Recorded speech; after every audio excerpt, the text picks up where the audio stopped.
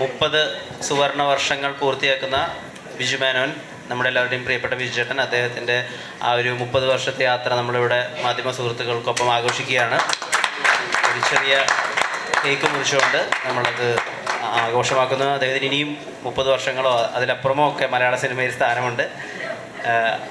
ബിജു ചേട്ടനെ എല്ലാ ആദരവോടും സ്നേഹത്തോടും കൂടി ആ ഒരു കേക്ക് കട്ടിംഗ് സെറിമണിയിലേക്ക് സ്വാഗതം ചെയ്യുന്നു.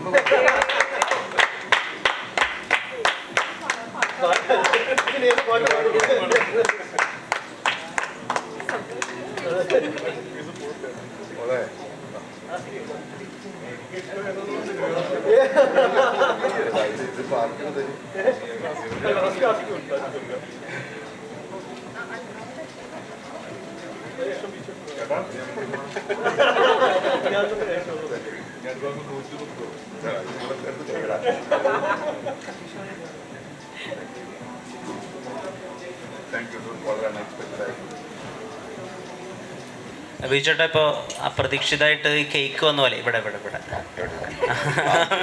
അപ്രതീക്ഷിതമായിട്ട് കേക്ക് വന്ന പോലെ ഒട്ടും അങ്ങനെ ആക്സിഡൻ്റലായിട്ട് സിനിമയിൽ വന്ന ഒരാളാണല്ലോ. 30 വർഷമായി നാഷണൽ അവാർഡ് ഉൾപ്പെടെയുള്ള നേട്ടങ്ങളുണ്ട് സിനിമയിൽ. ഒരുപാട് ആളുകൾ ഓർത്തു വയ്ക്കുന്ന, പിന്നെയും പിന്നെയും കാണാൻ ആഗ്രഹിക്കുന്ന, പുനർവായിക്കുന്ന കഥാപാത്രങ്ങളുണ്ട്. 30 വർഷത്തെ ജേണി എങ്ങനെയൊന്ന് ഞങ്ങളോടൊന്ന് പറയാം, അതിൻ്റെ ഒരു ജോയ്.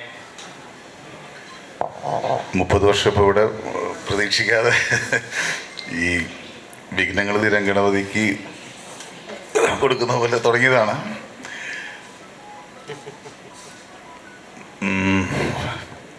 ഒരുപാട് സന്തോഷമുണ്ട്. നീ നേരെ ചോദിച്ചു, ഈ ജേണി എന്ന് പറഞ്ഞാൽ അൺഎക്സ്പെക്റ്റഡായിട്ട് തുടങ്ങിയതാണ്. ആക്ച്വലി അന്നൊന്നും സീരിയസ് അല്ലായിരുന്നു. ആക്ച്വലി ഒരു എന്താണ് ചെയ്യേണ്ടതെന്നറിയാതിരിക്കുന്ന സമയത്ത് തുടങ്ങി.